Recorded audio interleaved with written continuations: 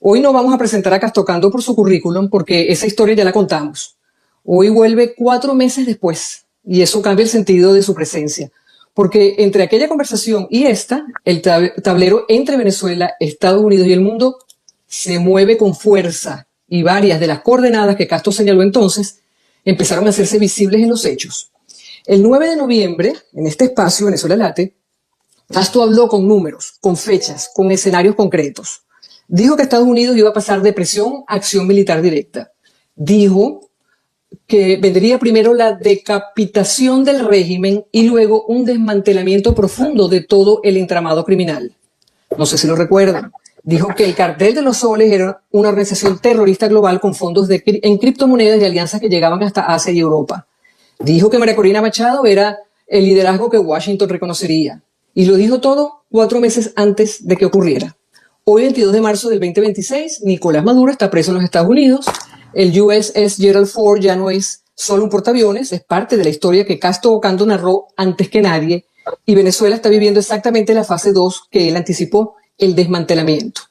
Señoras y señores, esta noche no recibimos a un periodista más, recibimos a una voz que ha sabido leer con anticipación la dirección del poder, el lenguaje de los intereses y el momento en que la historia empieza a girar. Castro, bienvenido de nuevo a Venezuela Late, esta es tu casa, el micrófono es tuyo. Bueno, buenas noches, gracias por la invitación. Es como siempre un compromiso estar en muchas de las cosas, como ustedes dicen, han cambiado, pero a veces hay momentos en que, bueno, hay signos de lo que puede venir y en este momento hay bastantes cosas ocurriendo que espero que pueda. Yo tengo algunas ideas, pero bueno, me encantaría compartirlas con ustedes. Gracias, Castro. Y tengo que decirles también que estamos transmitiendo a través de Venezuela en Vivo, el canal de YouTube de nuestro amigo Rafa Santiago. Y gracias por estar aquí, Rafa. Castro, después de la descripción que dio Elizabeth sobre el programa que tuvimos hace 4 meses, ¿dónde estamos parados en Venezuela? ¿Dónde estamos parados los venezolanos en este momento?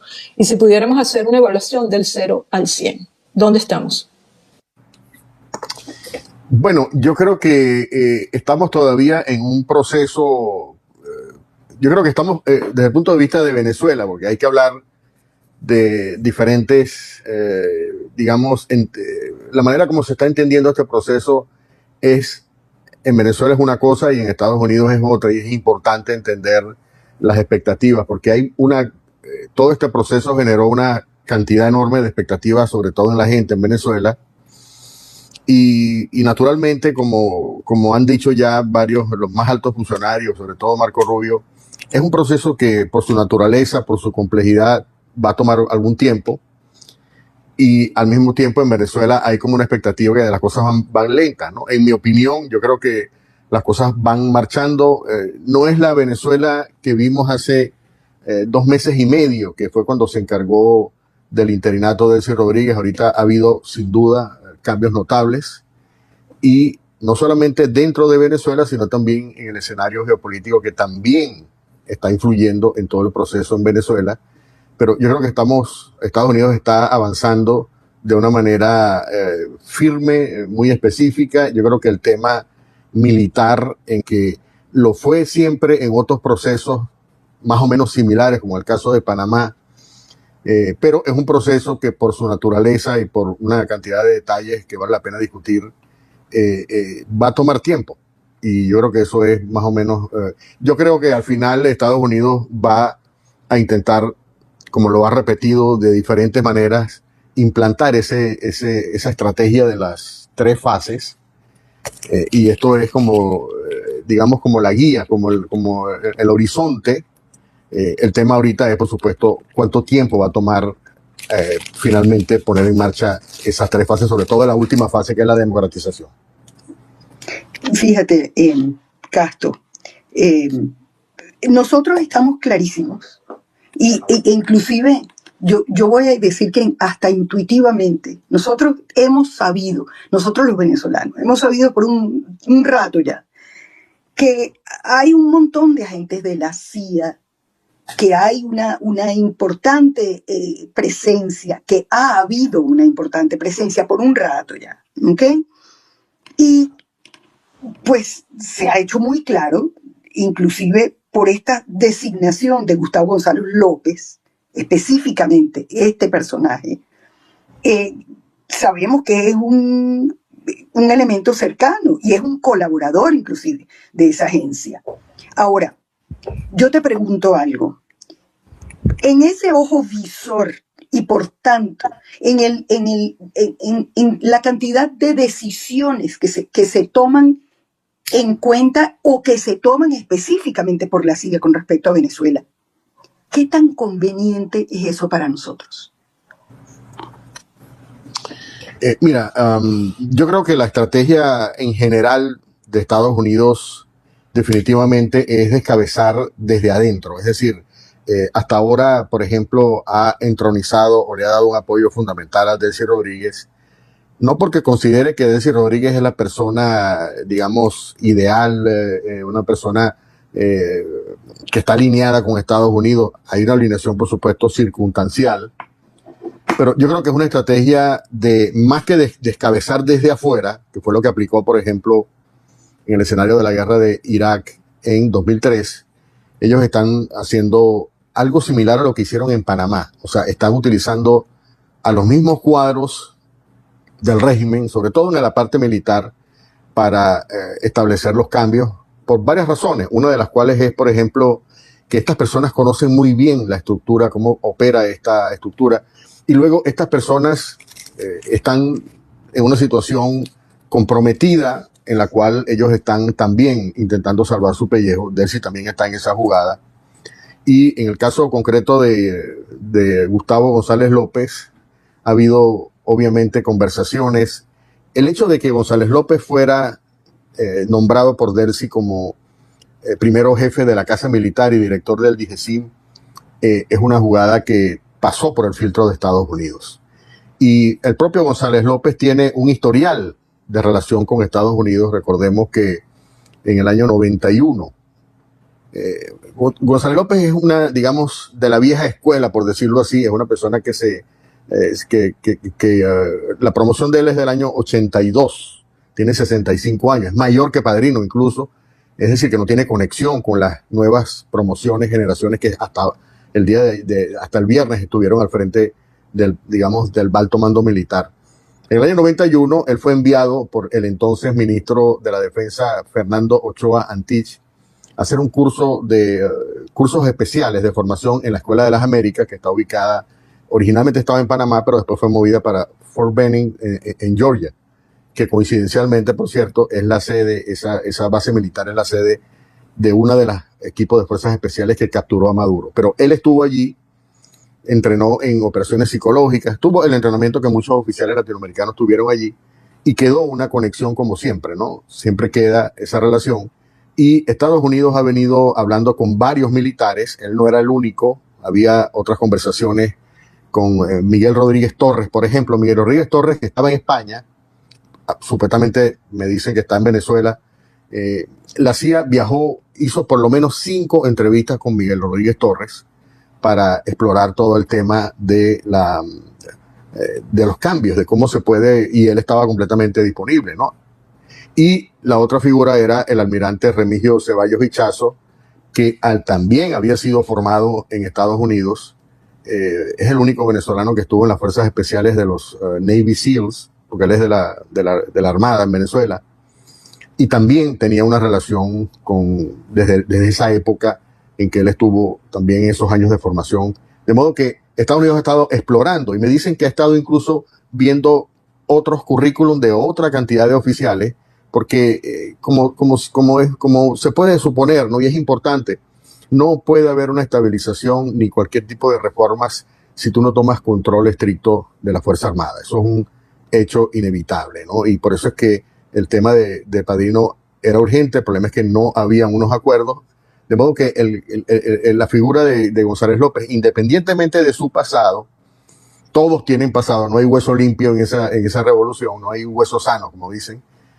Había que escoger uno y bueno, básicamente lo que se está seleccionando son personas que estén dispuestas a probablemente conducir una purga dentro de la Fuerza Armada y luego ayudar a abrir las puertas para realinear, ¿no? Obviamente esto es una etapa transitoria, es decir, todas las reformas que está haciendo Delcy y todos estos nombramientos necesariamente son nombramientos temporales. Las estrategias son estrategias temporales, porque lo que le interesa a Estados Unidos por ahora es abrir el motor económico, por un lado, que es el que va a su vez proporcionar los recursos para comenzar a reestructurar y a recuperar la economía de Venezuela.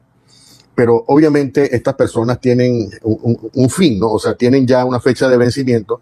Y o sea, cuando mucha gente se pregunta, pero ¿por qué sustituyes a un monstruo con otro monstruo? Sustituyes a Padrino por González López, que tienen una historia que ya mucha gente ya se conoce bastante, ¿no? Bueno, el objetivo no es escoger a una persona que tenga un récord limpio, porque una persona que tiene un récord limpio, si es que logras conseguir a alguien dentro de la Fuerza Armada que tenga un récord limpio, no va a conocer, no va a tener el conocimiento de las estructuras de terror que hay, de crimen que hay dentro de la Fuerza Armada, y este personaje tiene ese conocimiento bastante detallado. Y yo creo que es algo que hay que entenderlo muy bien. O sea, no se trata en este momento de comenzar militares idóneos para dirigir, no. Primero es un tema de desarmar, de desarticular, de desmantelar esa estructura que, de acuerdo a algunos informes, por cierto, continúa operativa. Es decir, hay algunos de estos mandos que están operando aparentemente en zonas, sobre todo fronterizas, favoreciendo el tema del narcotráfico y probablemente la minería ilegal.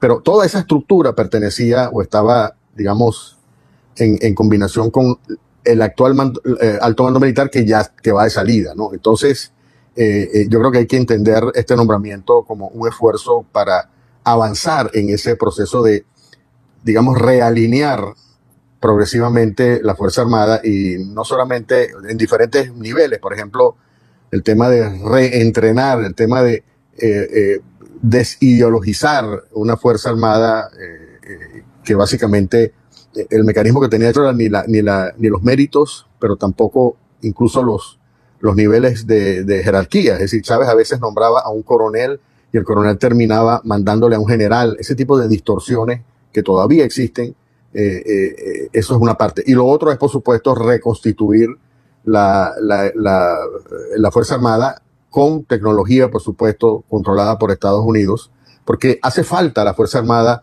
para las otras tareas que tiene el régimen, que es combatir los carteles que tienen presencia en Venezuela, sobre todo en las zonas como los estados Zulia, Táchira, Apure, la zona de Guayana, la zona del Caribe, Sucre, Falcón. Es decir, hay unas tareas que solamente la Fuerza Armada tiene que hacer. Estados Unidos no puede comenzar a mandar soldados a hacer esas tareas que debería hacer. Entonces, la solución que ellos encontraron es: vamos a utilizar la misma Fuerza Armada. Y de hecho, eso lo dijo, por cierto, el comandante del Comando Sur, el jefe del Comando Sur, el general Francis Donovan, el viernes ante el Senado. Él dijo que entre los temas que se discutieron cuando él estuvo de visita en Caracas era el combate contra el narcotráfico. De modo que no solamente es cambiar una figura, sino es reorientar completamente una Fuerza Armada que hasta ahora estaba, digamos, desperdigada, ¿no?, en términos de liderazgo.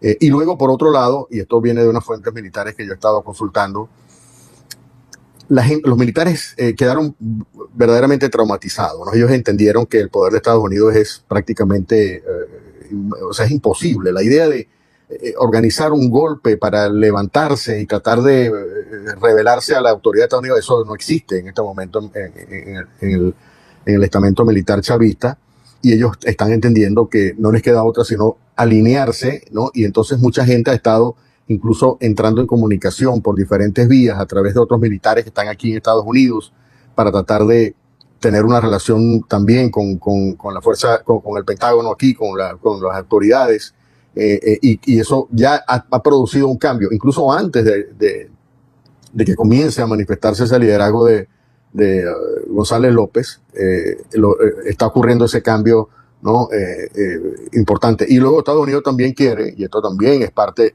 estratégica, no solo con Venezuela, sino también en sus planes, digamos, prioritarios en este momento. Estados Unidos quiere romper de cuajo, digamos, la relación con Rusia, la relación con Irán. La relación con Cuba ya se disminuyó bastante. Los cubanos estaban metidos en todas las guarniciones de Venezuela. Yo hice un trabajo en el año 2023 sobre exactamente los lugares donde había un montón de gente en Fuerte Tiuna, ya no existe esa gente allí. Había una presencia, por ejemplo, en los organismos como el CEOFAN, que para tomar decisiones, ellos estaban en las reuniones del alto mando siempre, ya eso no está ocurriendo. De modo que esa es otra tarea importante, porque para Estados Unidos es clave que Venezuela no pueda operar en estos momentos como una plataforma potencial de ataques hacia Estados Unidos. Fíjate, Castro, quiero detenerme un segundito en un nombre inevitable dentro de todo este reacomodo, ¿no?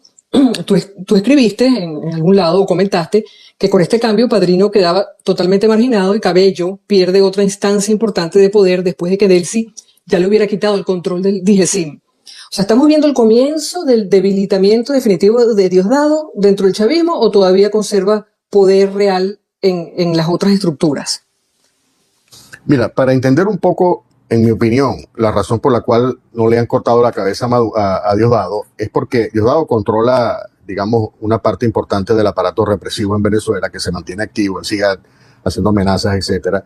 Él tenía un control más o menos bastante directo en la época de Maduro del DGCIM, pero también tiene bajo control el SEBIN y la Policía Nacional, que es un organismo que se ha transformado, ¿no? Recuerden que ese organismo tenía unas fuerzas especiales que se llamaban el FAES, después cambiaron de nombre, ahora se llama UOTE, que es una unidad que se estima que tiene unos 1000 soldados especiales que pueden hacer mucho ruido si se lo proponen.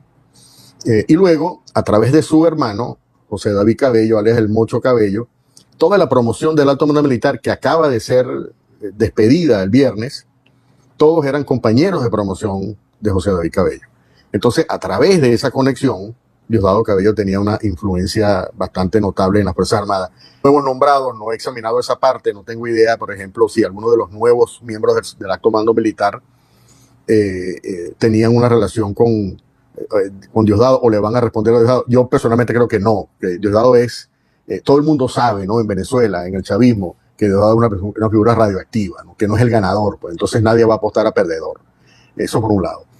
Y luego, la relación, por ejemplo, de Gustavo González López con Diosdado, que en el pasado fue muy estrecha, se rompió por varias razones, una de las cuales era, no sé si ustedes recuerdan, pero en el 2018 hubo un evento bastante extraño, ¿no? Bastante raro, que protagonizó justamente Gustavo González López y fue a finales del 2018, González López le ordena a una comisión armada de DICIP, él era jefe del SEBIN en ese momento, perdón, del SEBIN, era el jefe del SEBIN en ese momento, a interceptar la caravana donde iba Maduro.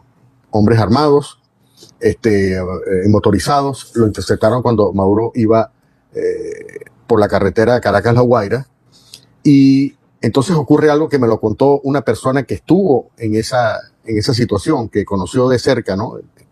Dice que, esta fuente dice que los militares le dijeron que tenían órdenes de detenerlo a Maduro. Y entonces, ¿quién dio la orden? Bueno, el general González López. Bueno, yo les doy otra orden, yo soy el jefe. No, nosotros obedecemos, decían los oficiales. Nosotros obedecemos a González López. Entonces, finalmente Maduro aparentemente llamó por teléfono a González López y González López ordenó a retirar esa comisión, digamos, fuertemente armada que había intentado interceptar a Maduro. No sabemos para qué era, si era que lo iban a detener para... No, esa es la parte que no está clara. Entonces, aparentemente lo que dice esta fuente es que eso fue una orden de Diosdado Cabello por alguna razón, como para tratar de quizá mostrarle a Maduro, yo también tengo poder, y a lo mejor, porque tampoco es que había una relación estrecha, digamos, entre Maduro y Diosdado. Y a partir de ese momento, entonces, destituyen a González López, lo meten preso, incluso lo desaparecen por varios meses, hasta que en enero del año siguiente hubo un magistrado que renunció, que digamos del Tribunal Supremo, se llama Cristian Serpa, y él más o menos el 5 de enero del año 2019 hace la denuncia, dice González López lleva meses desaparecido, entonces pedimos una fe de vida, y después que él hace ese pronunciamiento, al día siguiente aparece otra vez González López, ahora nombrado como asesor de seguridad de Maduro, de la presidencia. Una cosa que uno no entiende cómo se produjo ese cambio allí, pero lo que me dice esta fuente es que esa situación la hizo él porque Diosdado le dijo que la hiciera, y después Diosdado lo dejó solo. Entonces, la relación que él tenía con Diosdado en ese momento, él siguió después, eh, ese año lo volvieron a encargar del SEBIN, después que Manuel Christopher Figuera, que era el jefe del SEBIN en ese momento, desertó con todo este alzamiento militar que organizó Leopoldo López y Juan Guaidó. Y luego de ahí estuvo hasta el 2024, que fue cuando se encargó de un cargo que le crearon a él, que se llama la Intendencia de PDVSA, y allí fue donde Delcy aparentemente estrechó relación con él, ¿no? Pero ya el quiebre, digamos, de la relación de González López con Diosdado se había producido y aparentemente, pero hay un detalle importante, en el momento que a él lo detienen como consecuencia de este evento raro, extraño, ¿no? De intentar detener a Maduro, él se dio cuenta que estaba solo, que no tenía apoyo, entonces comenzó a hablar con los gringos, con la CIA, y establece unos canales de comunicación. No es extraño esto. Mira, Diosdado Cabello a lo largo de los años envió constantemente emisarios a Estados Unidos, incluso contrató a un abogado con el cual yo hablé, un abogado aquí en Miami, un tipo que había trabajado en el FBI y estaba en la práctica privada, para que Diosdado quería resolver su problema con Estados Unidos, con todas estas acusaciones que tenía, etcétera. De modo que no es raro, hay muchos de estos militares que han intentado establecer relaciones directas con Estados Unidos, sobre todo a través de la CIA. Bueno, González López estableció a partir de ese año 2018 y desde entonces ha tenido una relación de comunicación, de entendimiento con la CIA, y obviamente esto es lo que creo yo que ha jugado un papel en esta circunstancia, primero para ser nombrado como el jefe de seguridad de Delcy Rodríguez, por un lado, y por otro ahora como nuevo ministro de la Defensa. Y yo creo que él no es una persona de Diosdado Cabello ya, o sea, él probablemente lo fue en el pasado, pero ya está desmarcado, ¿no? Y tiene como esa cuenta pendiente, y todo esto son elementos que Estados Unidos conoce, sabe muy bien. Si González López estaba hablando con la CIA del 2018, imagínate tú la cantidad de información. El otro dato muy interesante, muy importante, es que González López no solamente está mostrando su disposición a colaborar en lo que Estados Unidos le pida, sino que está dando información que solo él conoce. Acuérdate que él fue jefe del SEBIN, o sea, el jefe del espionaje en Venezuela, conoce muchos secretos, y esta es la razón por la cual tenemos a una persona como el ministro de la Defensa. No porque vaya a ser el gran ministro de la Defensa por el resto por los próximos 5 años, o porque vaya a ser el adesentamiento de la fuerza. No, simplemente es una estrategia coyuntural en la cual Estados Unidos quiere atacar los puntos críticos dentro de la Fuerza Armada, quiere desactivar, quiere aislar todos estos elementos que hasta ahora junto con Maduro, habían controlado la institución, y con Diosdado, por supuesto. Recordemos el alto mando militar del Mocho Cabello. Entonces, cuando uno tiene esta información, tú dices, bueno, obviamente que el objetivo no es simplemente nombrar o premiar a un tipo como Gustavo González López. Él sabe que tiene un futuro muy negro, por eso es que hace esto, y esto siempre ha sido así, ¿no? O sea, esto ocurrió en Panamá, y la historia de Panamá es muy interesante porque es bastante similar a esto que está pasando ahora en Venezuela. Mira, Casto, hablando de amenazas y radioactividad, el regreso de María Corina a Venezuela. Tema debatido, discutido, tiene connotaciones de todo tipo. Hay temas emocionales, hay temas lógicos, hay temas estratégicos, ¿verdad? Entonces, es el timing político justo, preciso, versus la seguridad, pues, de su propia humanidad y su capacidad de movimiento al volver, porque pues estamos clarísimos que ella no va a regresar a esconderse de nuevo.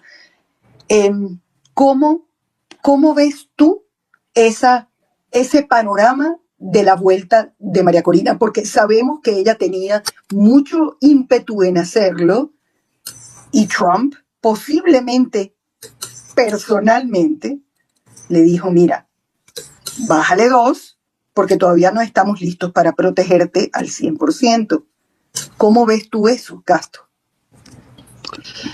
Bueno, yo creo que primero hay que entender algo, digamos, previo a María Corina, previo a todo esto, porque esto es una decisión que toma Estados Unidos. Estados Unidos digamos, invierte una importante cantidad, no solo de recursos, sino de capital político, en el caso de Trump, y obviamente con el derecho de tomar las decisiones, ¿no? Como es natural, es la potencia que está mandando, ¿no?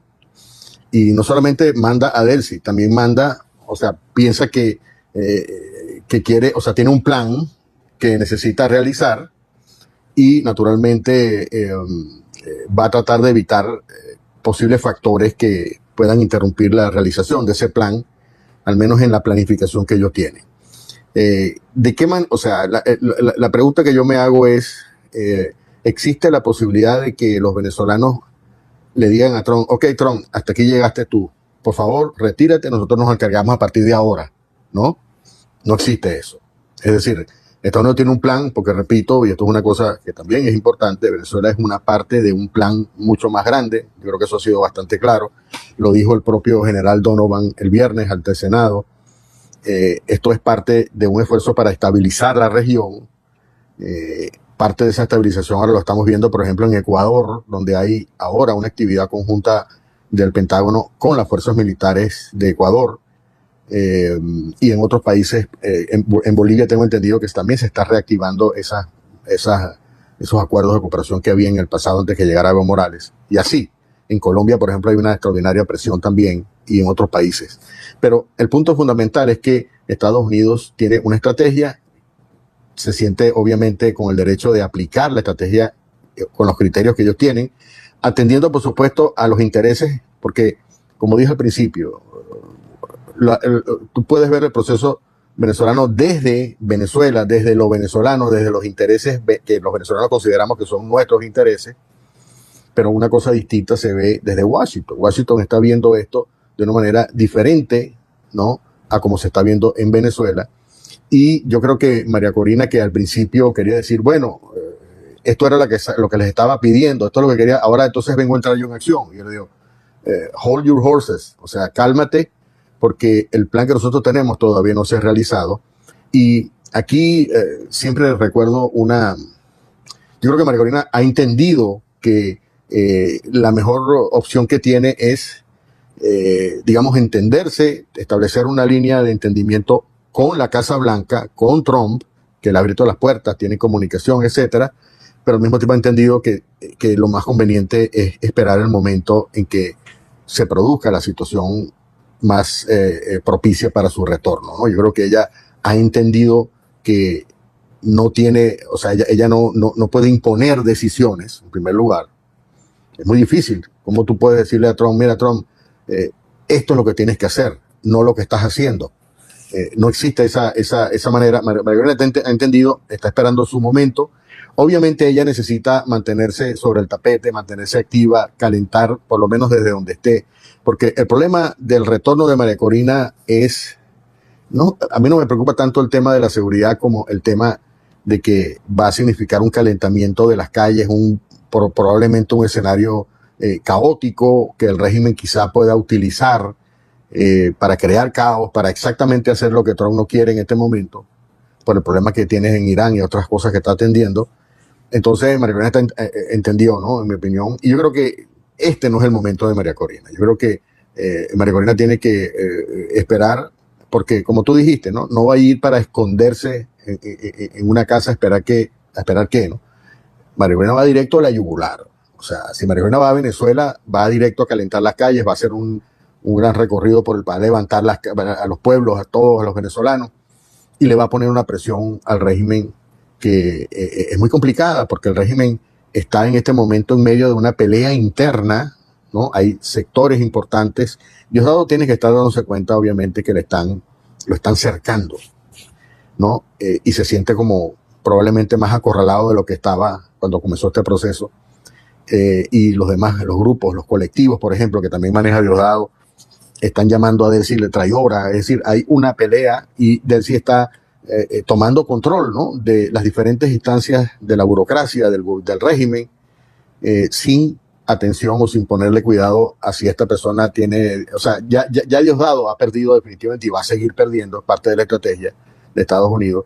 Pero la presencia de María Corina es una cosa que los descoloca por completo, ¿no? Yo creo que Estados Unidos lo sabe, ellos saben que María Corina sería un factor totalmente digamos, incluso plantearía un escenario de confrontación con el régimen, y en esta situación, en este momento, ellos consideran que no es de acuerdo, y yo creo que María Corina lo ha entendido muy bien, ¿no? Ella está manejando su agenda. Ella es sumamente, a mí lo que me sorprende de María Corina, no me sorprende, por supuesto, pero me llama mucho la atención que la capacidad de adaptación que tiene María Corina, ¿no? Cómo se va adaptando, cómo va asumiendo los retos que va enfrentando, si tiene que cambiar, cambia, si tiene que esperar, tiene que esperar, y ella lo está asumiendo como parte del proceso, naturalmente. Yo creo que es lo mejor que está haciendo. Ya va. Ok, que no podía abrir. Fíjate, Castro, hablando precisamente de María Corina, tú hablabas en uno de tus programas, destapas una operación oscura contra ella, ¿no? O sea, ¿quiénes son los autores intelectuales dentro del interinato? O sea, Delcy, Diosdado, o hay manos americanas involucradas. Mira, yo creo que parte del proceso, incluso antes de la captura de Maduro, que se desarrolló para apuntalar a Delcy, porque sabemos que Delcy ella promovió, ¿no? No sabemos si a espaldas de Maduro o a sabiendas de Maduro, pero hubo definitivamente algunos aliados, digamos, ¿no? Hay empresarios señalados, por ejemplo, Harry Sargent, que es una persona que tiene intereses, no solo tiene intereses en Venezuela, le acaban de dar, por cierto, una nueva licencia para exportar petróleo, aparte de la que él ya tenía para negociar con asfalto, que ha sido básicamente el producto que él estaba muy interesado, porque él es un gran distribuidor de asfalto en los Estados Unidos. Pero esta persona este Sargent tenía una relación muy directa con Maduro, con Cilia y con Delcy, desde antes, ¿no? Alguien me estaba diciendo que incluso le decían el tío Harry, un tipo de, digamos, de cercanía que llegaba a ese punto. Y obviamente se desató una cantidad o sea, una campaña en algunos medios, incluyendo New York Times y otros medios, primero para favorecer, para lavarle la cara a Delcy, a fin de prepararla, ¿no?, para este liderazgo, y al mismo tiempo para recomendar la idea de que María Corina no era la mejor líder para una transición en las primeras de cambio. Y allí obviamente han participado, digamos, cabilderos contratados por esta persona, por Harry Sargent. También ha actuado otro personaje que afortunadamente ha salido de la administración, que se llama Richard Grenell, que también estuvo, no sabemos si hubo una animadversión o porque también él estaba representando algunos intereses. Y luego Chevron también hizo un cabildeo importante para tratar de apuntalar a Delcy, porque habían como entendimientos previos, ¿no? Sabemos, por ejemplo, el papel de este personaje oscuro que se llama Ali Moshiri, que fue director de Chevron en Venezuela durante muchos años. Yo lo incluí en el historial completo en mi libro Chavistas en el Imperio.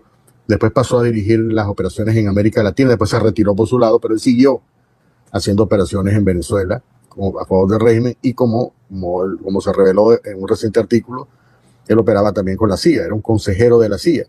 Y luego la CIA también había tenido una especie de como de relación un poco extraña con el régimen, sobre todo con estas personas que hemos hablado. O sea, la CIA mantenía como una vía de comunicación, y también, por supuesto, la decisión de Trump de permitir o de apuntalar el liderazgo de Delcy se produjo después que la CIA presentó un informe donde decían que la persona adecuada para esta circunstancia era Delcy. Pero a mí lo que me llama la atención es que incluso después que Delcy está apuntalada, ha continuado, digamos, una campaña bajo cuerda.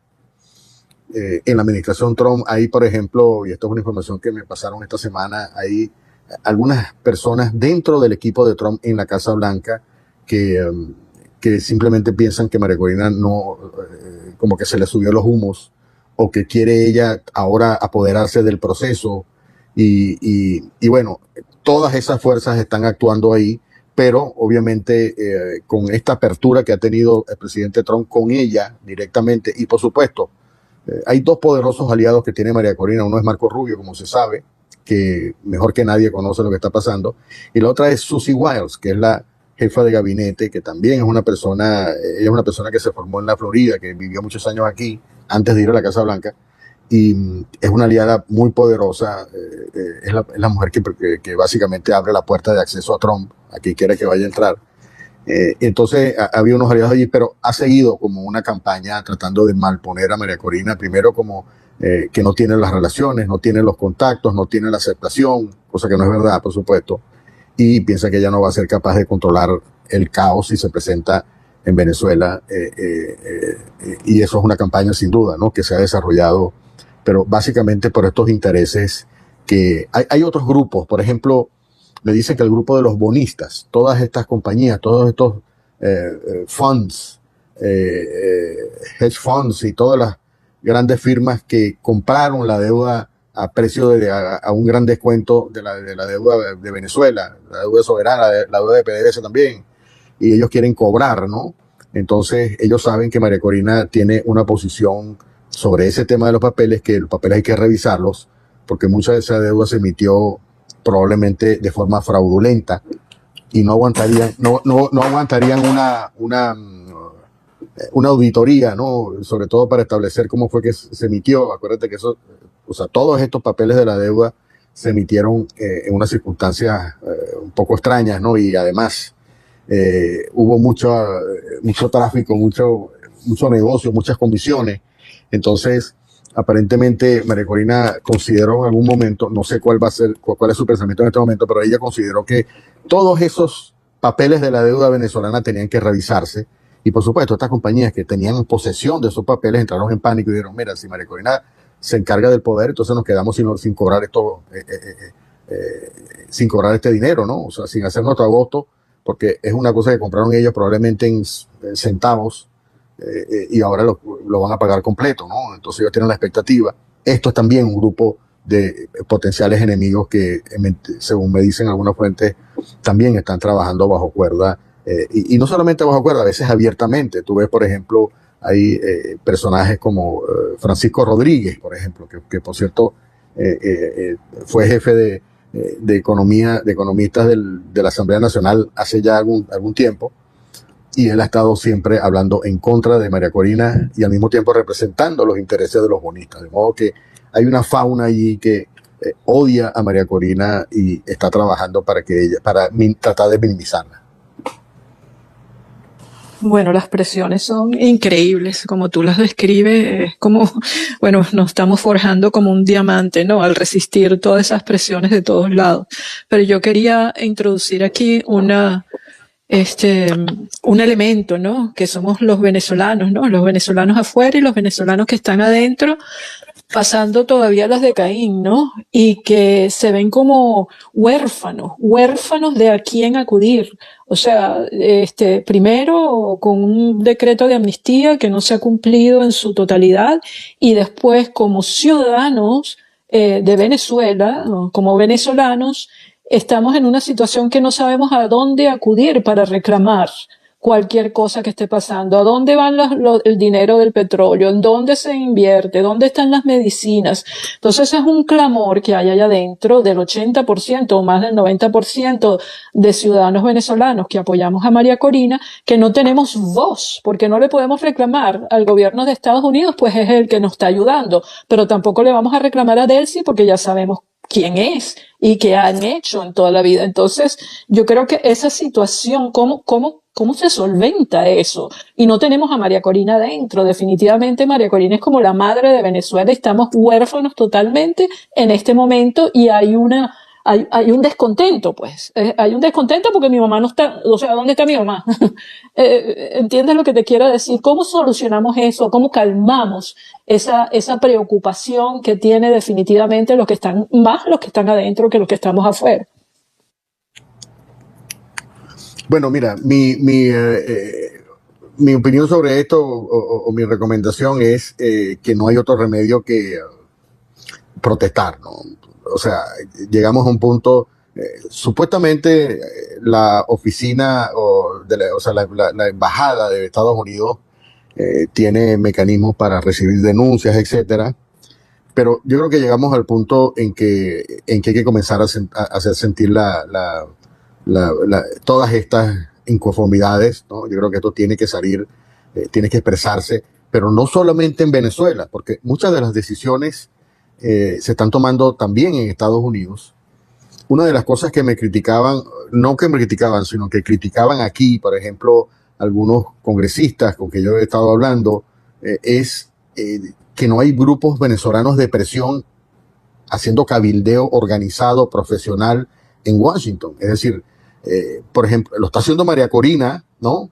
Pero de una manera, está ya sola, ¿no? Ahora cuando sale para América Latina, entonces, es decir, ¿qué han hecho los cubanos, por ejemplo? Los cubanos han contratado compañías de cabildeo, han establecido una estrategia que incluye además una estrategia de medios, una estrategia informativa, y han comenzado a dirigirse a todas las instancias, y no solamente en el gobierno, sino en el Congreso y otras instancias, por supuesto, en todos los lugares, para ponerle presión, para tratar de decir qué está pasando aquí, qué está pasando allá. Por ejemplo, el tema de la distribución de las medicinas, me parece que eso es un tema que tiene que haber una respuesta, tiene que haber una gran presión para la encargada de negocios en Caracas, qué está pasando. O sea, uno supone, ¿no? Y creo que Estados Unidos también, y esto lo ha dicho el secretario del Tesoro, por ejemplo, Scott Bessent, que ellos tienen algunos mecanismos de auditoría. Bueno, pero entonces, es decir, nada de esto te lo van a regalar. La gente piensa que como llegó a Estados Unidos, entonces ahora vamos a recibir la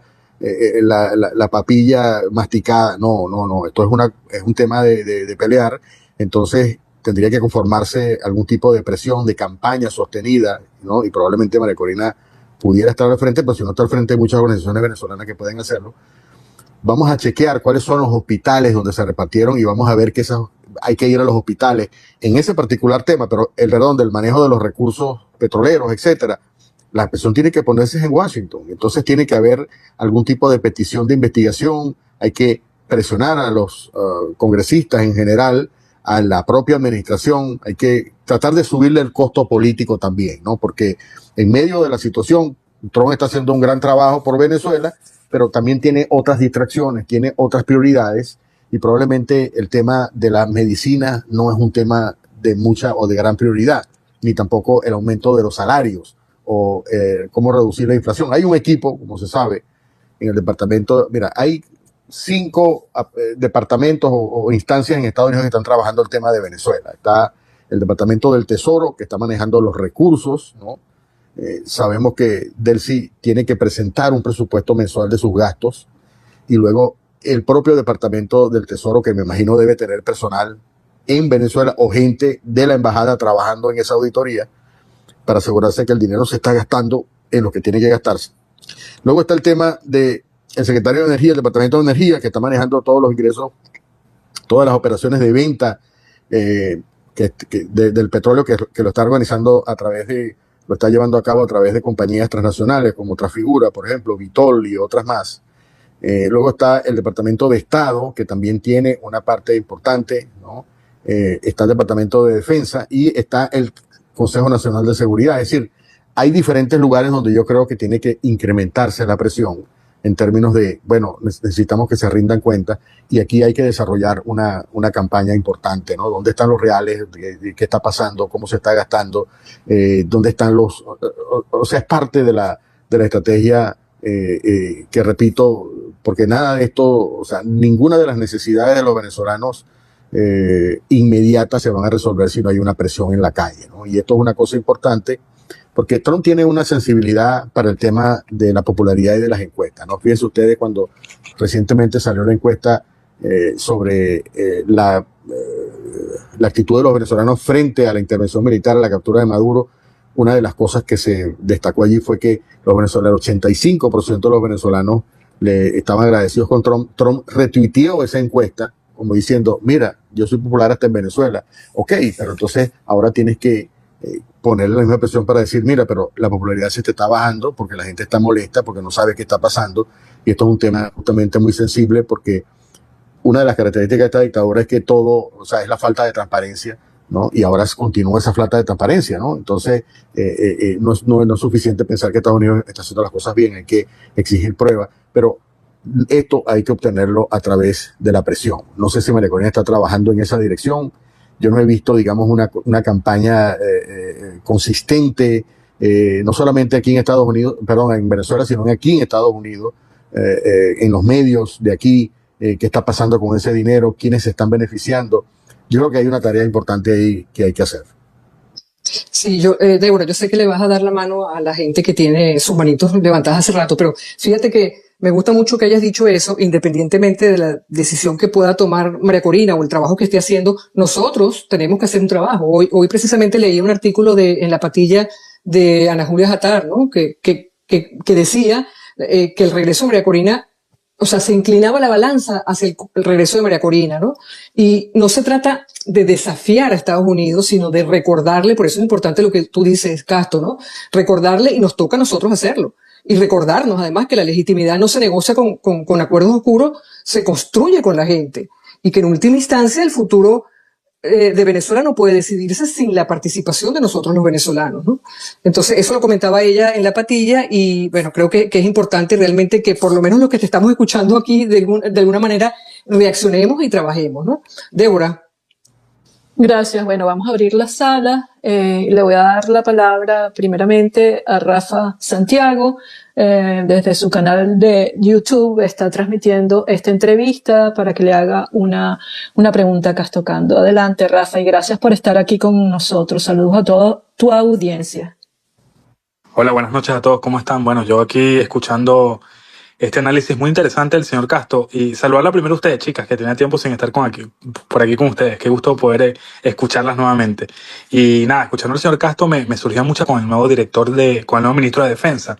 Y muchas voces habían hablado de que había una relación cercana allí, de que era una ficha de Diosdado. Bueno, usted nos ha dicho muy claro que es una relación que está bastante alejada, ¿no?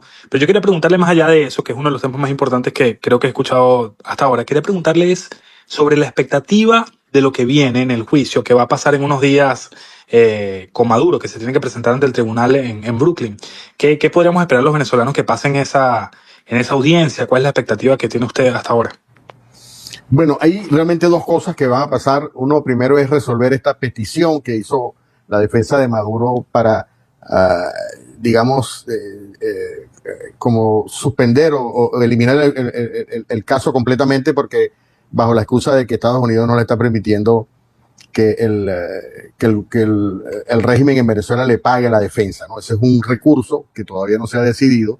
Hubo una argumentación importante que hizo la Fiscalía Federal de Nueva York sobre por qué debía considerarse, o sea, que Estados Unidos no reconoce a Maduro como nunca lo reconoció, ¿no? Y es la razón por la cual se produjo aquella carta del Departamento de Estado aclarándole a la Fiscalía que Estados Unidos nunca ha reconocido a Maduro como legítimo, que es la base fundamental de por qué Estados Unidos entonces en consecuencia no puede emitirle una licencia para que se produzca ese pago.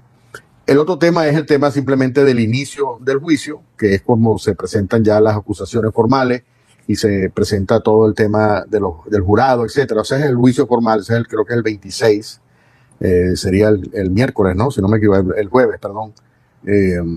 Esas son dos cosas. Ahora, con respecto a este tema, Maduro ha insistido, por cierto, recientemente, que él es una persona sin recursos, no tiene dinero para pagar ningún tipo de defensa, ¿no? Una defensa que por su propia naturaleza es bastante costosa. Llama la atención, por cierto, que hace probablemente 3 semanas vi un pronunciamiento que hizo Wilmer Ruperti en ese momento. Creo que dijo que él estaba dispuesto a financiar la defensa de Maduro siempre y cuando el régimen, el interinato le diera contratos, ¿no? Contratos petroleros. Pero bueno, ya sabemos lo que le pasó a Ruperti recientemente, ¿no? Que creo que está detenido bajo sospecha, bueno, igual que Raúl Ring y otros más. Pero el punto creo que va a ser un tema crítico, este tema del recurso, porque como sabemos, una vez que se capturó a Maduro, Estados Unidos ordenó el congelamiento de $700 millones asociados a Maduro, y luego hay numerosas investigaciones de Estados Unidos en la cual sobre los fondos, cómo se maneja todos estos fondos, por ejemplo, la venta de oro, la venta o simplemente fondos que fueron transferidos de Venezuela bajo el nombre de Maduro a cuentas en bancos, por ejemplo, de africanos, ¿no? Yo saqué en un programa el año pasado cuentas con sus números y todo, había una cuenta por lo menos que tenía 200 millones de dólares en el Banco Central de un país africano que no recuerdo ahora. ¿Cómo se llama el país de Idi Amin Dada? Uganda, el Banco Central de Uganda. Entonces, allí había una cuenta, yo tengo el documento, no es un documento reciente, pero es un documento que muestra que Maduro tiene cuentas. Ahí había 200 millones de dólares, él estaba haciendo una adquisición, estaba pagándole al Banco Central de Irán. Y también sé que hay y esa investigación, por cierto, del Banco de Uganda, que se hizo por una transacción de oro, la condujo la CIA, por otro lado, y yo hablé con una persona que participó en esa operación.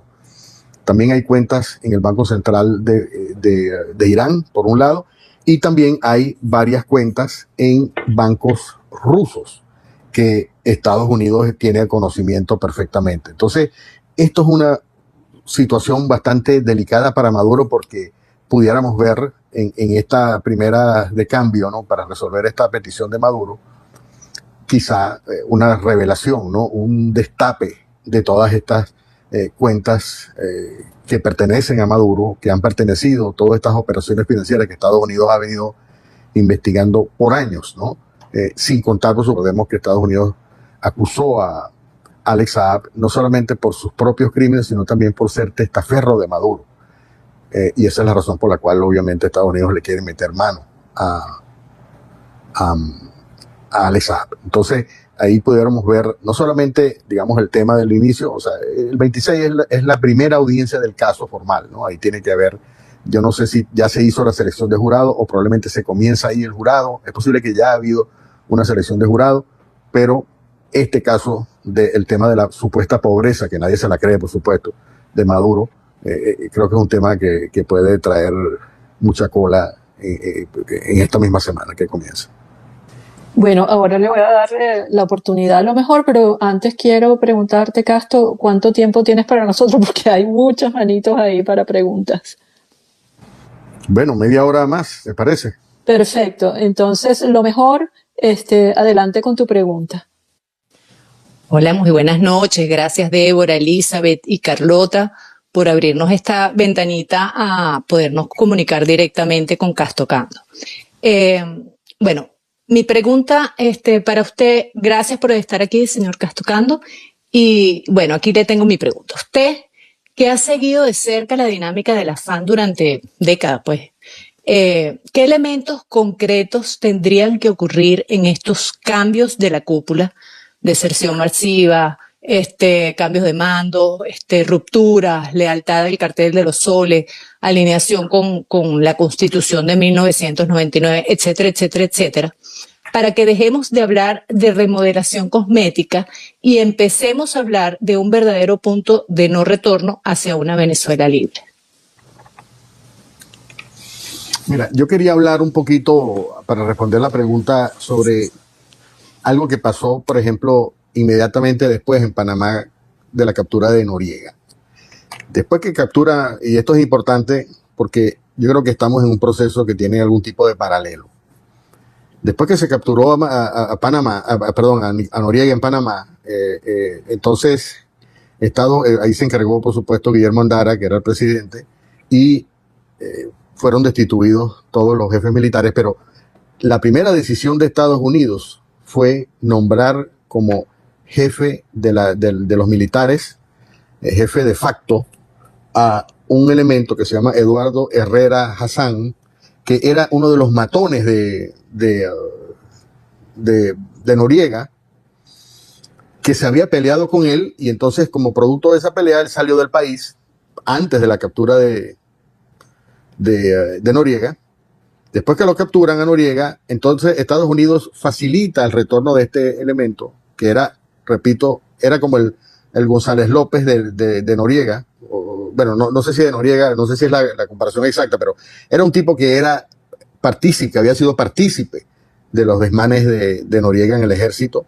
Y ese señor comenzó en ese momento un proceso de purga interna, ¿no? Este tipo comenzó a votar gente selectivamente, ¿no? Y personas que sacaba del alto mando o de cualquier otra instancia que tenía, por supuesto, unas conexiones. Recordemos que Noriega fundamentalmente lo metieron preso por los negocios con el cartel de Medellín, etcétera, ¿no? O sea, con la droga, pues. Entonces, esta persona comenzó a sistemáticamente, obviamente, ¿no? Siguiendo la línea de Estados Unidos. Estados Unidos estaba supervisando estrechamente ese proceso de reformas, igual que lo está haciendo en este momento en Venezuela. Y esta persona comenzó a purgar a sus antiguos compañeros y comenzó a descabezar sistemáticamente, solo que después se le subieron los humos a la cabeza. Entonces intentó dar un golpe de Estado 4 meses o 3 meses después que asumió ese cargo. O sea, se ve que se envaneció, pensó que tenía suficiente poder para dar un golpe de Estado, y por supuesto fue reducido inmediatamente, y no solo reducido, sino que fue capturado. Después lo metieron preso. El tipo se escapó en una operación de rescate con helicóptero, y después lo volvieron a capturar y ya lo condenaron, pero el proceso, nombraron a otra persona y el proceso continuó, y tomó un año para provocar un cambio estructural de las Fuerzas Armadas norieguistas, por decirlo así, para que comenzaran entonces a convertirse en lo que después se terminó siendo, ya no era el Ejército de Panamá, sino las Fuerzas de Defensa, ¿no? Con un enfoque absolutamente diferente y por supuesto bajo la supervisión de Estados Unidos. De modo que yo creo que ese es un poco el objetivo. Ahora, el problema de Venezuela es que hay tanto criminal, ¿no? O sea, cualquiera de las personas que ocupó, no solamente los actuales, sino los que a lo largo de 20 años han estado allí. Las primeras personas que fueron sancionadas por la OFAC en el año 2005 fueron 3 militares, uno de los cuales estaba retirado, que era Ramón Rodríguez Chacín, y había Hugo Carvajal era el otro, y el otro era, siempre se me olvida ese nombre, de un tipo que también fue un jefe militar.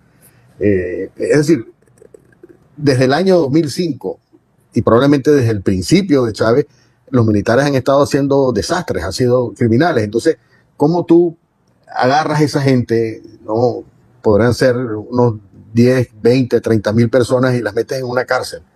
¿Cómo tú agarras y para hacer justicia, para limpiar, para tratar de... es un reto, digamos, de tipo... es algo bastante complicado. Entonces, lo que yo creo que está ocurriendo es este proceso paulatino, ¿no?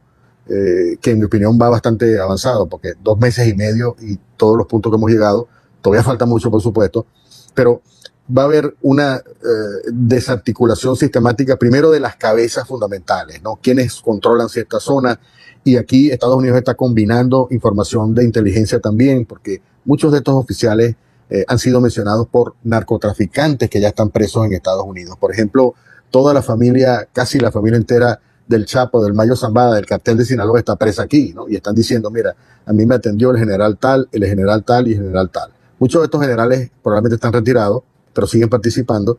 De modo que Estados Unidos sabe lo que quiere, pero necesita que lo haga una persona que yo creo que en este caso Gustavo González López, y si él no lo hace, por supuesto, van a conseguir la persona que lo haga. Y yo creo que esto va a tomar un tiempo. Es decir, reordenar. El primer paso era detenerla, o sea, amordazar a esa Fuerza Armada como está en este momento. No tiene capacidad defensiva, no tiene capacidad de reacción o de respuesta, pero al mismo tiempo algunos de sus elementos pueden estar siguiendo operando en el terreno del crimen. Pero el objetivo es definitivamente desmantelar, porque además nunca hay que olvidar esto. La Fuerza Armada está en la columna vertebral de la acusación que justificó para Estados Unidos toda esta operación, que es el cartel de los soles. Es decir, el cartel de los soles son los militares en primer lugar.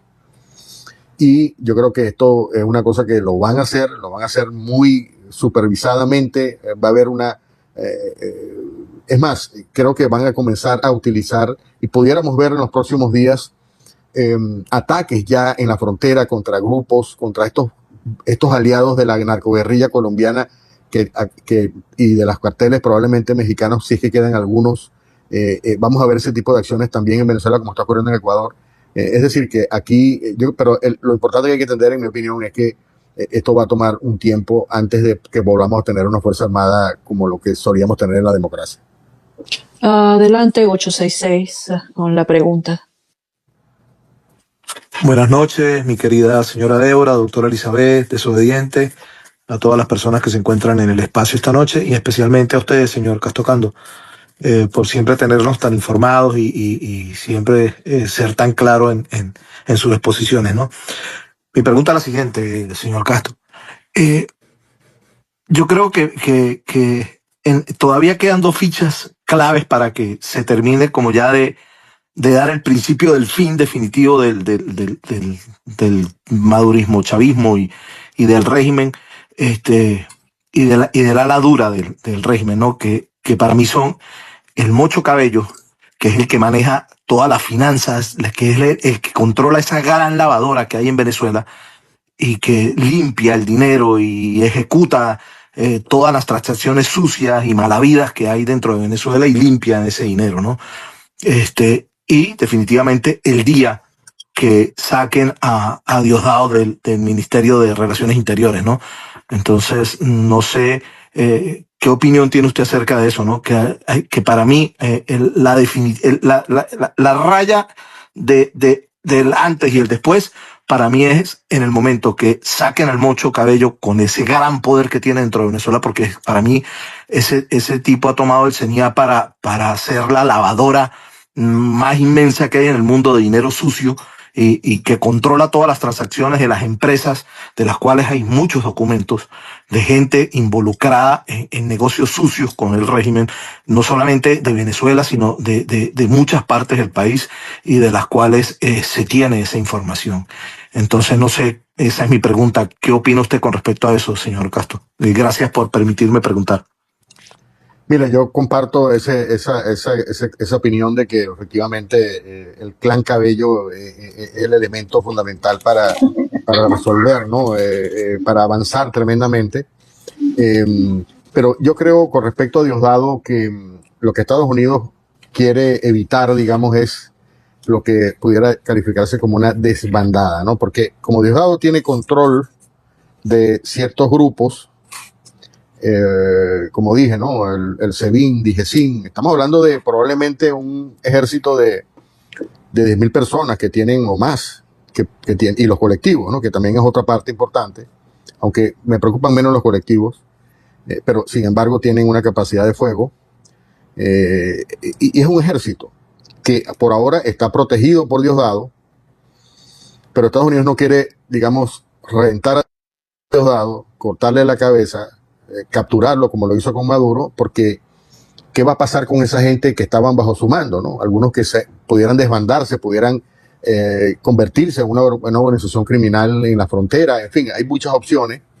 Y lo que está haciendo Estados Unidos es, primero voy cambiando los liderazgos y obviamente el siguiente paso tiene que ser, no sé si el siguiente en cuanto a inmediatez, pero el siguiente paso es sustituir el liderazgo de Diosdado Cabello, todavía sin tocarlo, encargar a una persona, que la persona que Estados Unidos tiene en mente es Miguel Rodríguez Torres, que también tiene una inquina muy profunda con Diosdado y con su protegido Alexander Gran Cuarteaga, ¿no?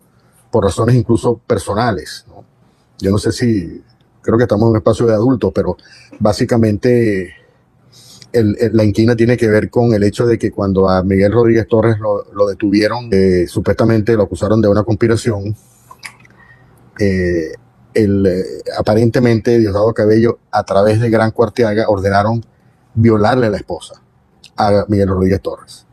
Y eso es una cosa que él la tiene metida entre ceja y ceja, y Estados Unidos sabe eso, y obviamente parte de la motivación que él tiene para regresar es para cobrar esa cuenta, ¿no? Como siempre ocurre en las mafias.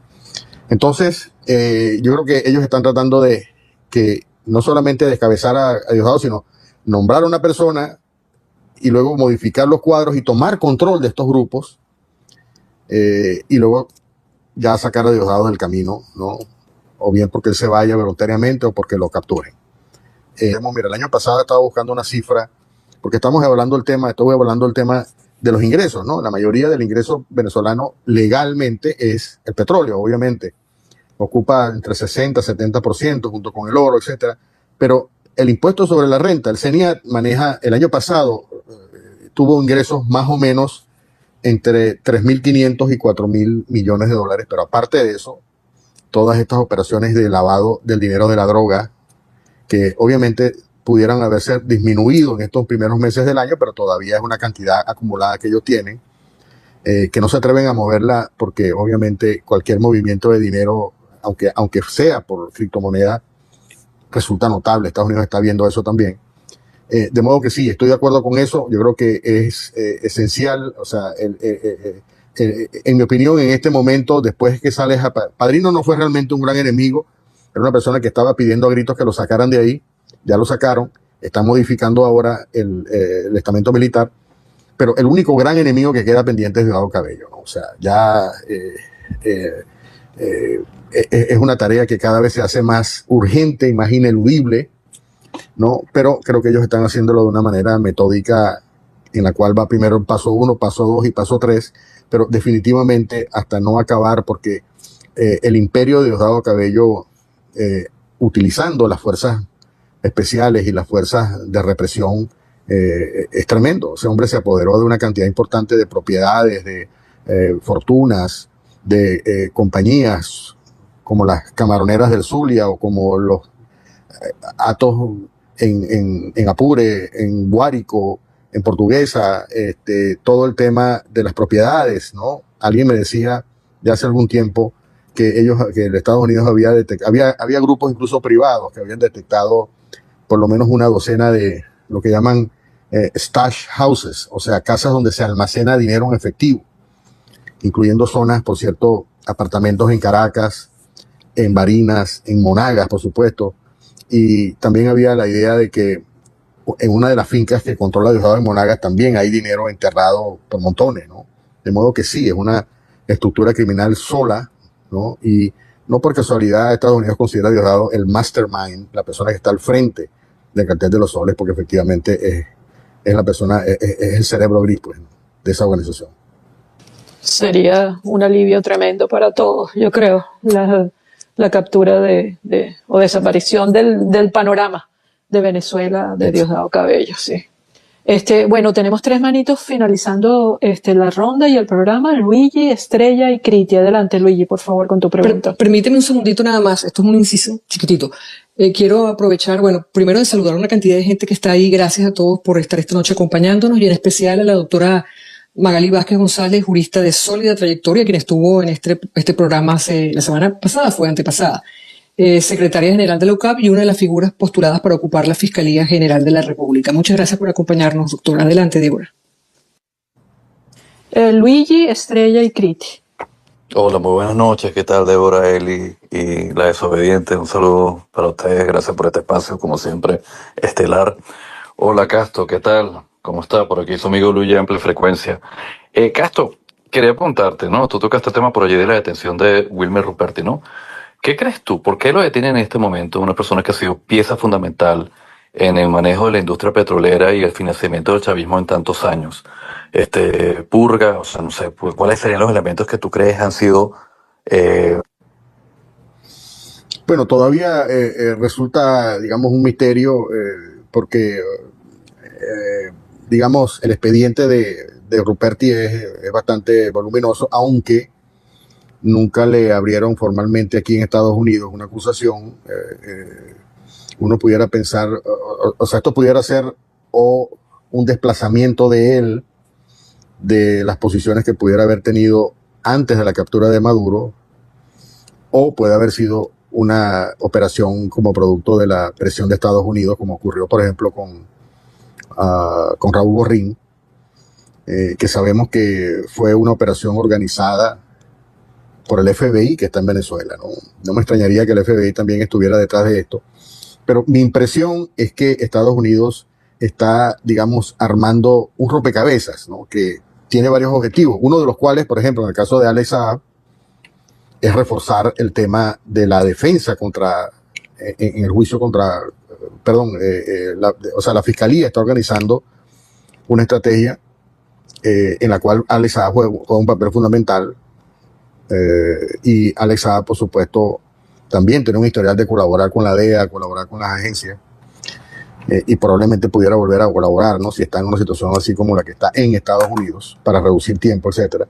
Y no me extrañaría que Ruperti también ha tenido ese tipo es posible que Ruperti, que es básicamente un marino mercante, no es militar, se maneja en este mundo también de las flotas fantasmas. Es posible que haya intentado hacer algún tipo de jugada, es posible que Estados Unidos lo haya detectado. Es decir, no está claro por qué razón Wilmer Ruperti, por qué se produce esta detención, que es una detención por ahora con fines de interrogación, ¿no? O sea, le hacen un interrogatorio.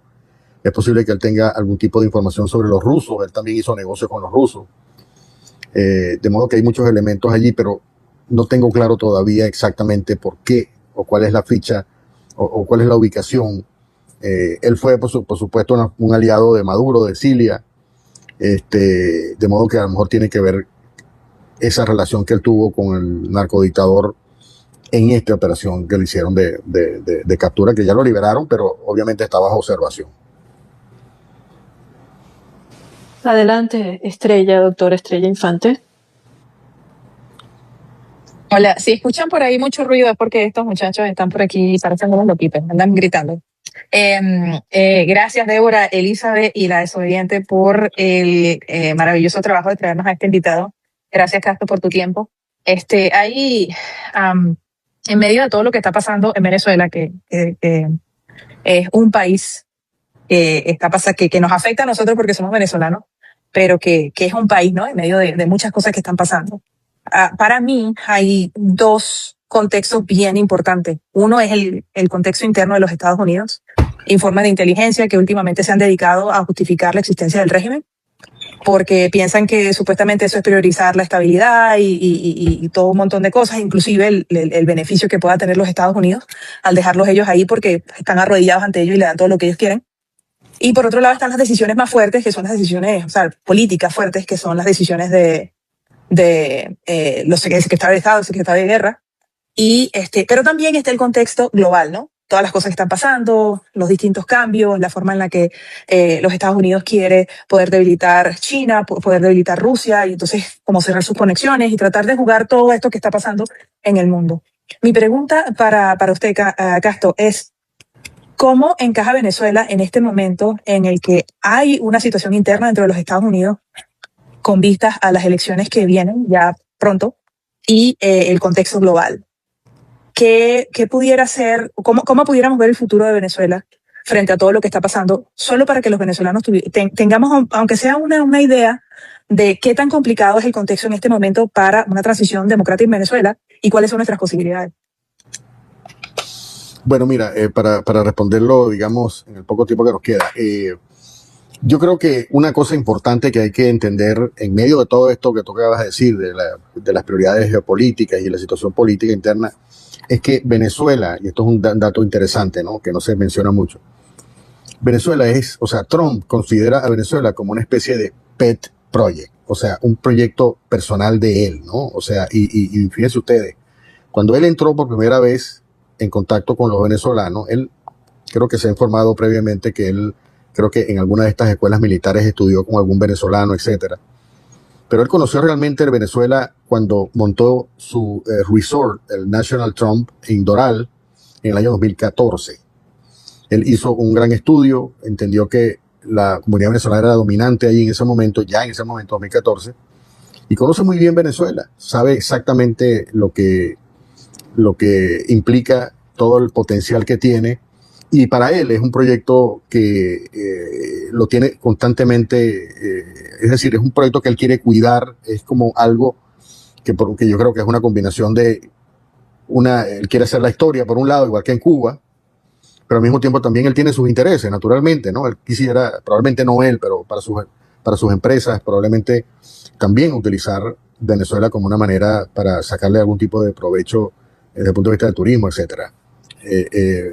Y eso es una cosa importante porque gracias a eso Venezuela se mantiene ahí arriba, y por eso es que vemos a Trump hablando en el momento, en una conferencia de prensa en la Casa Blanca, hablando de Irán y tal, y de repente sale espontáneamente el tema de Venezuela. Claro, él utiliza ese lenguaje que para muchos venezolanos resulta chocante, de que Delcy lo está haciendo fantástico, etcétera, pero lo que yo siempre digo, ¿no? Esto no es algo que él está diciendo para los venezolanos. Él está diciendo esto para sus electores en Estados Unidos. Y básicamente el mensaje que Trump quiere transmitir es: tengo control del país, estoy absolutamente, o sea, intervine en un país y los dirigentes que se quedaron allí, que yo puse, están felices porque porque Estados Unidos tiene control de ese país. Es básicamente el mensaje que quiere transmitir. Él no quiere alabar. El objetivo de él no es, por supuesto, alabar, solo que se interpreta de esa manera, por supuesto, porque ellos saben muy bien. Mira, Estados Unidos sabe más sobre Venezuela que la propia Delcy. Sabe lo que hace Delcy, sabe lo que hace sus compinches, la tienen radiografiada hasta en lo mínimo. Y sabe quién es la persona, el perfil psicológico. Es una persona que tiene un expediente en construcción aquí en Miami desde hace rato, desde antes de la captura de Maduro. O sea, ellos saben que es una criminal, por supuesto. Eso no se les escapa, ¿no? Pero es una persona, digamos, funcional para lo que ellos quieren hacer en este momento en Venezuela. Y gracias digamos, a la manera como Trump ve Venezuela, y al mismo tiempo, porque no hay que quitar la importancia estratégica que tiene Venezuela en toda esta política, primero global, porque en el momento en que tomas control del petróleo, tú le quitas el suministro a China, por ejemplo, en porcentaje de los otros proveedores que tiene China de petróleo, pero definitivamente le quitó un petróleo además muy barato. Inmediatamente toda la comunicación, porque recordemos que Rusia y China también tienen centros de espionaje con tecnología avanzada en Venezuela, tienen asesores, tienen espías, o sea, es una ruptura que va más allá también del petróleo. Pero aparte de eso, la estrategia de concentrarse en el hemisferio occidental, es decir, en América Latina, que también Venezuela juega un papel importante, porque todo lo que estamos viendo ahora, todo el tema, por ejemplo, de las presiones sobre México, el tema de Ecuador, el tema de Bolivia, el tema de Colombia, muy importante.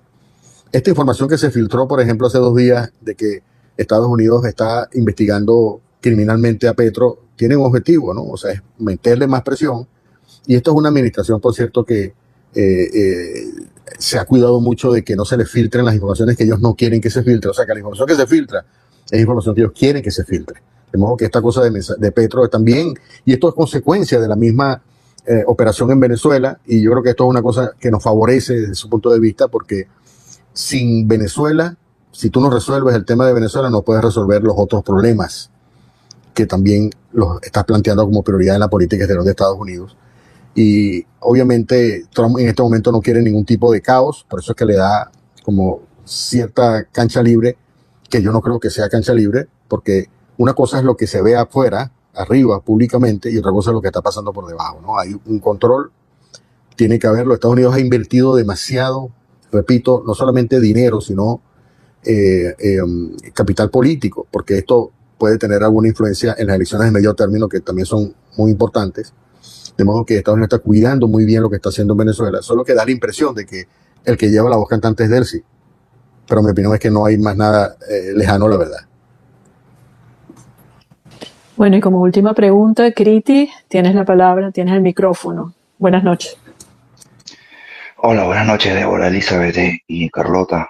Castro, muchísimas gracias por tu tiempo y por compartir tu conocimiento. Quiero tocar varios puntos que considero que se han tratado de forma muy, muy general. Hablamos del no reconocimiento de Nicolás Maduro como presidente de cara a su juicio. Eso pudiese servir para estrategia para decir estos lobistas que quieren de alguna forma sacar el rédito económico con los papeles que compraron a esta gente, a estos delincuentes, mientras estaban en el poder en Venezuela. Como que, bueno, ustedes hicieron tratos con personas que nosotros no reconocemos como, o sea, ustedes contrataron, entre comillas, siendo gobernada por Nicolás Maduro, y a Nicolás Maduro nosotros no lo reconocemos. Eso por un punto. Por otro punto, pudiésemos nosotros aprovechar esa tutela o esa presión que ejerce la administración de Trump y Marco Rubio sobre Delcy para terminar de limpiar, pero principalmente el Consejo Nacional Electoral, ¿okay? Que sería clave de cara a ese proceso electoral que tanto se está sonando, para que entonces el momento que tú decías que María Corina, que no es pero que el momento sea una vez que ya haya unas elecciones, ella sea la candidata, que ese Consejo Nacional Electoral, presionado por Trump y Marco Rubio, le quite la inhabilitación y la permita a ella ser candidata, porque si bien es cierto de que el liderazgo lo tiene María Corina, hay un proceso, hay unas elecciones que llevaron a González Urrutia como presidente. Entonces, pudiésemos ejercer esa presión, así como que Trump, vamos a sanear el Consejo Nacional Electoral, vamos a limpiar el registro electoral, vamos a votar todos los venezolanos y, como tú bien lo acabas de decir, contestando la pregunta de Estrella, si tu proyecto es hacer bien las cosas en Venezuela para poder resolver las otras cosas que tienes pendientes, vamos a hacerlo de esta forma y de una vez instauramos en Venezuela el liderazgo o las elecciones a favor con unos resultados favorables, que es lo que quiere el pueblo venezolano, de María Corina Machado, para que ella entre en la jugada, tome posesión ya cuando el poder esté totalmente debilitado o más debilitado y que tanto Trump, los Estados Unidos pueda tener a Venezuela como aliado y nosotros los venezolanos podamos tener a María Corina como presidente. ¿Qué opinas tú con relación a esto? Y muchas gracias. Sí, yo creo que primero la primera parte que dijiste sobre el tema de los contratos es verdad. De hecho, todos los contratos que firmó Delcy antes de la captura de Maduro están bajo revisión. Muchos de estos contratos, por supuesto, implicaban compañías absolutamente desconocidas. Habían compañías asociadas a Petro, a familiares o amigos, y había otra compañía asociada a Rafael Correa que no tenía ningún tipo de trayectoria. Es decir, hay una cantidad de cosas que ahorita se puede modificar por ese tema, justamente. Yo creo que eso es algo importante, ¿no? Mira, el tema electoral obviamente es un tema bastante complejo porque no tiene sentido hacer elecciones sin depurar, por ejemplo, el registro electoral, que está absolutamente una caja negra. Nadie sabe cuántas personas están allí. Y yo creo que eso es una condición esencial, fundamental que hay que hacer. ¿Cómo se va a hacer eso? Eso es una gran pregunta. Y yo creo que el tema, porque ahora se está hablando que van a nombrar a un nuevo presidente del CNE. Yo creo que ese CNE no va a tener la posibilidad de organizar las elecciones. Yo creo que esto tiene que ser un proceso de consenso cuando llegue el momento en el cual se establezca una directiva aceptable para ambas partes. Yo creo que también hay que considerar que, digamos, lamentablemente, pero creo que el chavismo está intentando sobrevivir, ¿no?, a este proceso, en términos electorales incluso, y porque hay chavistas. Cualquier encuesta que te dice probablemente esté por debajo del 20, del 15, del 14%, del 12%, pero cuando tú extrapolas esa cifra, estamos hablando de 2 millones de chavistas. Entonces, ¿qué vas a hacer con esos chavistas? ¿Lo vas a condenar o lo que sea? Yo creo que lo que Estados Unidos está buscando es que, bueno, crear condiciones, ¿no? Y las condiciones pasan, por supuesto, por un CNE creíble, por unas elecciones manuales, como ha propuesto María Corina, que ella dice que lo puede organizar en 10 meses, una limpieza absoluta del registro electoral, incluir a la extraordinaria diáspora venezolana en el mundo para que pueda votar, y permitirle a los chavistas que se lancen, ¿no? Porque en el fondo van a quedar, por supuesto, minimizados, ¿no? Yo creo que una de las tareas también pendientes es recordar, ¿no?, como ha ocurrido, por ejemplo, en una ocasión me tocó visitar en Perú el museo que hicieron sobre las atrocidades de Sendero Luminoso. Hemos visto también el museo diferentes museos del Holocausto, etcétera. Yo creo que hay que crear un museo de los horrores del chavismo para que esto no se vuelva a repetir. Pero estas son tareas que hay que hacerlas antes de plantear un proceso electoral, ¿no? Porque, repito, no tiene sentido que se organice, y eso lo sabe María Corina, pues no estoy diciendo nada que no se haya pensado y que mucha gente está de acuerdo con eso.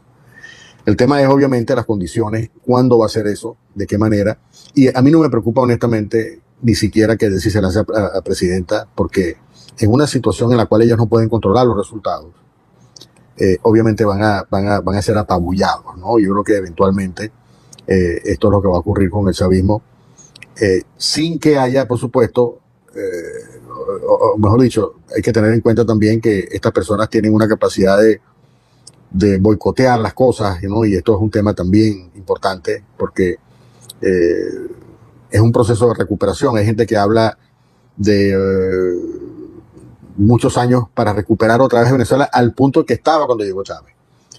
Y estas personas van a aprovechar cualquier ocasión para comenzar a tratar de volver otra vez a montarse, ¿no? Y esto es uno de los temas también que hay que prever, pero se den esas condiciones electorales.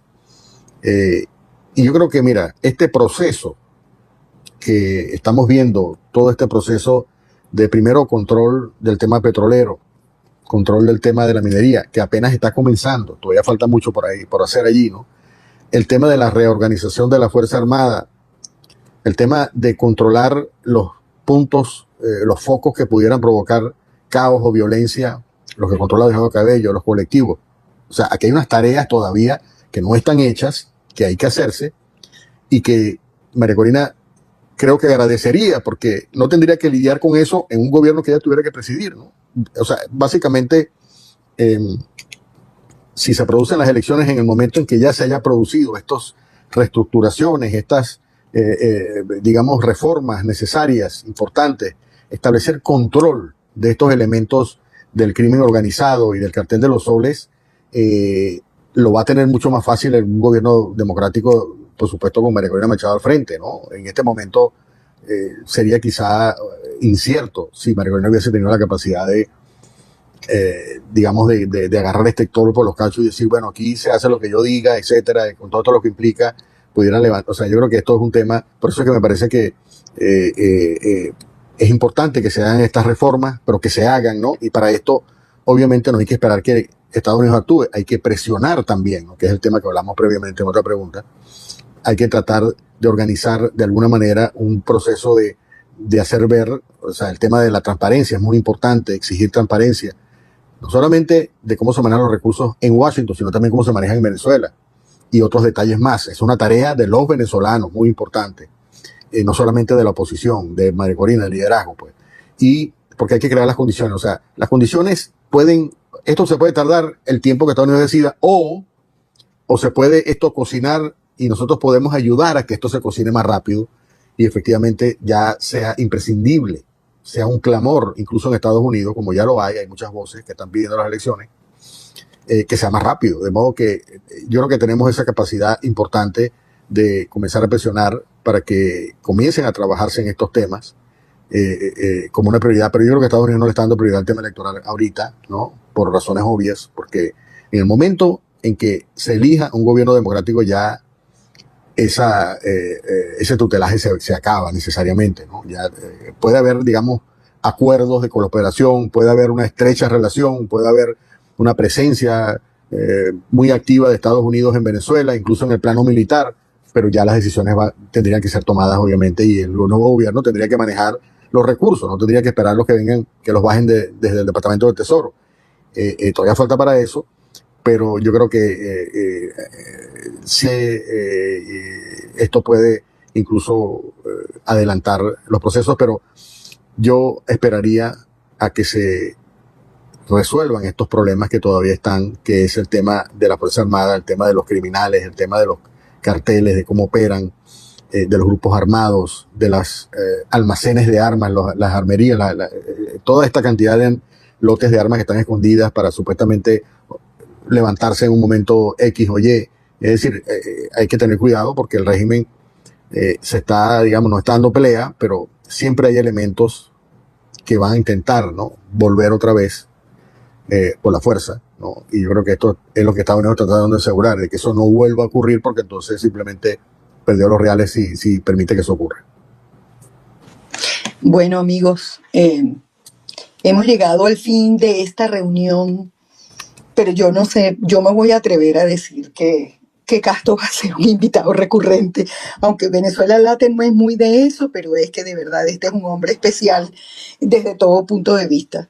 Les agradecemos un montón que estuvieran con nosotros, especialmente a Castro, su regreso con nosotros, haber aceptado estar acá, todas sus preguntas, su tiempo. De verdad que, bueno, ya ustedes saben, sin ustedes no hay nada. Somos voces hablando en la nada. Y justamente tomando eso, yo creo que es una oportunidad extraordinaria para muchos de los que estamos acá, que tenemos voz digital, que tenemos la capacidad de la comunicación, de tomar nota y acción sobre lo que él nos está diciendo, porque dijo una frase muy valiosa para todos los venezolanos, que es la presión organizada con consistencia y propósito.